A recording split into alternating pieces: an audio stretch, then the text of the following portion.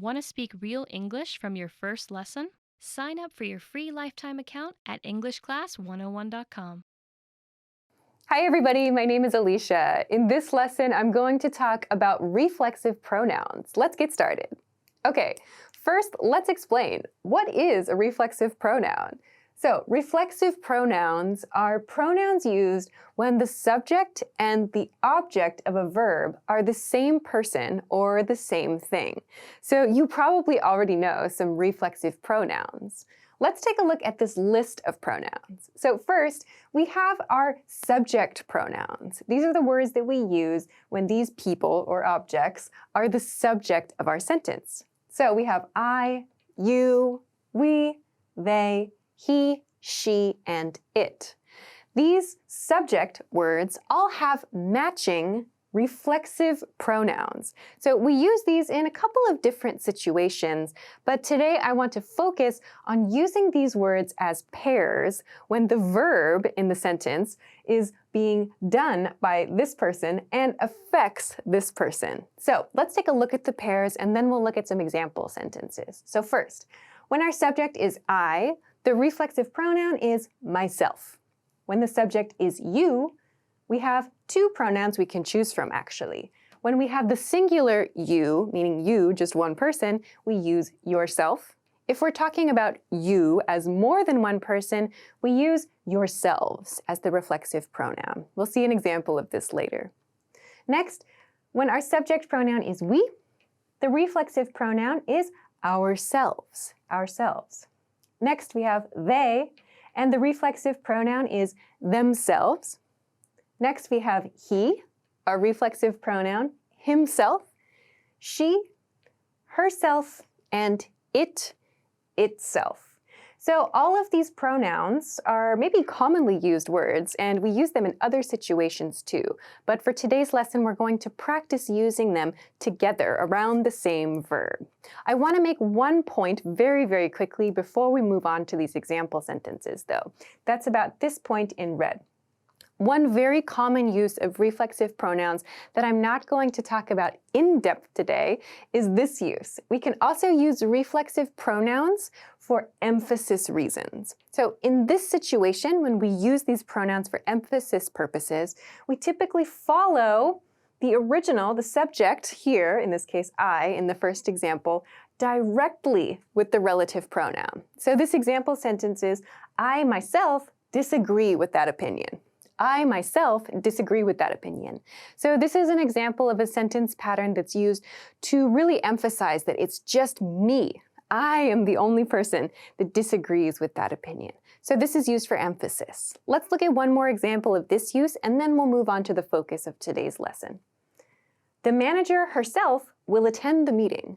The manager herself will attend the meeting. So in this sentence, you'll notice I have herself here, used here, this reflexive pronoun, yeah? But here I have the manager. So I just said, okay, well, this is a pair, right? You might see situations where the gender of the person is not specified in the subject. So we don't say she or he, but instead we use a job title or a position. So in this case, the manager in the situation is a woman, and we're using it directly after the subject. The manager herself will attend the meeting. So in this situation, we're emphasizing the manager is going to attend. We want to kind of give some sort of special emphasis or show that this is a special situation.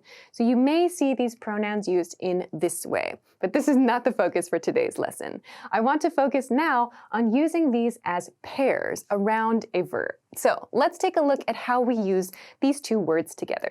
The first example is one of my favorite examples to use to practice this grammar point. I hit myself in the face. I hit myself in the face. So what does this sentence mean? This sentence uses the verb hit or to punch something, right? So maybe most of us have had the experience, unfortunately, of maybe trying to pull a blanket or do something, and on accident, not on purpose, you hit yourself in the face. So in this situation, and we'll see in all the other sentences, the person doing the action is me. So I hit myself. So this shows us the person doing the action and the person receiving the action are the same person. This is what we use reflexive pronouns to do. So in this situation, a funny one, but relatable, I hit myself in the face. Okay, let's look at a different subject. You should pat yourself on the back. You should pat yourself on the back. So to pat yourself on the back means you should congratulate yourself. So this motion, to pat yourself on the back, this is a kind of expression that we use to say you should feel proud of yourself or you should feel good about yourself. So in this situation, we have this reflexive pronoun used. You is the subject, one person. You should pat yourself on the back. So again, the subject and the person receiving the action are the same person. You should pat yourself on the back. So meaning you should feel proud of yourself. So another very positive expression that you can use. Okay, let's look at you again, but in this situation, we're going to look at the plural you. So I mentioned earlier that we can use you in two forms with reflexive pronouns. We can use you yourself for one person and you yourselves for more than one person. So let's take a look at this. Here, wow, did you design your home yourselves? So, wow, did you design your home yourselves? This is formatted as a question. So someone is maybe visiting your house and they want to ask you and the person you live with, wow, did you, meaning more than one person, did you design your home yourselves? So this person is asking, were you, the person who is also the subject of this question, and the person who did the action, the same person? Did you design your home yourselves? It looks great. So we can use you with a plural reflexive pronoun. That's the key point to keep in mind here. Singular is yourself, plural is yourselves. Okay, let's move along to the next example. We bought ourselves a TV. We bought ourselves a TV. So in this sentence, we have our we subject, our verb is bought, and we have ourselves as the object. So think of this in like a gift-giving situation. When you buy something for someone else, this sentence takes on a different pattern, right? I bought something for my friend, right? Or I bought my friend something, right? The person who receives the item comes after bought. But in this case, we want to say we bought something for ourselves. So we are the receiver and we are the person that bought, or we are the people that bought that thing. So we can use this to talk about purchases that we make for ourselves, if it's we, if more than one person, or if it's just one person, you can say, I bought myself a new TV. So this is a very common use of this reflexive pronoun. Okay, let's look at our next one. The next one is kind of a sports style sentence. They positioned themselves on the football field. They positioned themselves on the football field. So this sentence, they positioned themselves, means like the players in the game. So the football players, they are the subject, they are the people doing it, and they're also the people kind of receiving this action. So the people are in charge of it and they are affected by this action. They positioned themselves on the football field. Okay, the next example uses he. So he's teaching himself how to cook. He's teaching himself how to cook. This pattern is a very, very helpful one. The subject is teaching and pronoun, how to something. So you can use this to talk about things that you are teaching yourself to do as well. In this sentence, you'll notice the grammar is a little bit different. Here we're using a progressive grammar form. He is teaching himself how to cook. This shows it's an ongoing action. So in this case, he is the subject, he is the person, and he is the person that is the teacher, and he is also the learner. That's what this communicates. So teacher and learner are the same person. We have this in this expression. He's teaching himself how to cook. If you want to use this to talk about something that you are teaching yourself to do, you can say, I'm teaching myself how to whatever. I'm teaching myself how to speak English, for example. Okay, let's take a look at the next example sentence. She locked herself out of her car. She locked herself out of her car. Another very common situation. So in this case, we have she as our subject, and then locked. So in this case, we have to lock a car, meaning to close the car with the key. So we cannot go inside. And then herself. She locked herself out. So this particular expression, to lock out of something, means that we are unable to get into something, and it's our own fault. So this expression means that she was the person who locked the car, and she's affected because she cannot get in the car as well. That's what this means. She locked herself out of her car. We can also use this with houses, apartments, and so on. I locked myself out of my apartment. He locked himself out of his house. So this is a very common expression that we use to talk about this situation, where it's your fault. You are the person who locked the car or locked the home, and you are the person affected by the situation. Okay, let's look at our last example. The last example uses an object. So, the lamp turned itself on when we got home. The lamp turned itself on when we got home. So maybe you remember at the beginning of this lesson, I mentioned we use it as the subject here. So this it can take different forms.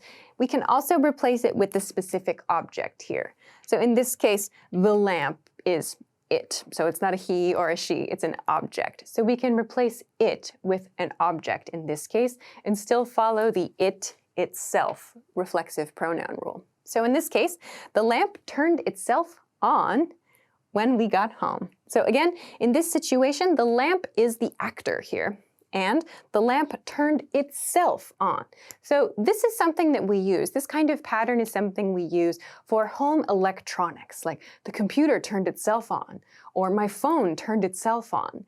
This means I didn't do anything. The machine acted alone. So we can use this to talk about like actions that are kind of mysterious with machines, and we can also use it, perhaps in a case like this, to talk about something that's motion activated, or maybe that has a timer set, and so on. So when you want to talk about machines or lighting in your house, these kinds of things that can do things by themselves, like we don't have to hit the switch or do any kind of settings, we can talk about those things with the object turned itself on. We can also do the opposite. The object turned itself off.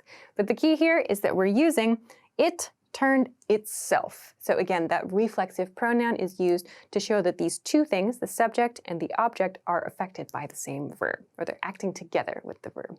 Okay, so this is a quick introduction to reflexive pronouns and how we use them. These are actually very, very commonly used in everyday speech, and they're also very helpful if we're talking about these kinds of interesting experiences where the subject and the object of a verb are the same. So I hope that this lesson was helpful for you and you found some new ways to express these ideas. So if this lesson was helpful for you, please, please, please don't forget to send a comment. And of course, if you want to practice making some example sentences, feel free to do so in the comment section as well. If you like this lesson, don't forget to give it a thumbs up and subscribe to this channel if you haven't already. Also, check us out at EnglishClass101.com for some other things that can help you with your English studies. Thanks very much for watching this lesson, and I will see you again soon. Bye! Want to speed up your language learning? Take your very first lesson with us. You'll start speaking in minutes and master real conversations. Sign up for your free lifetime account. Just click the link in the description.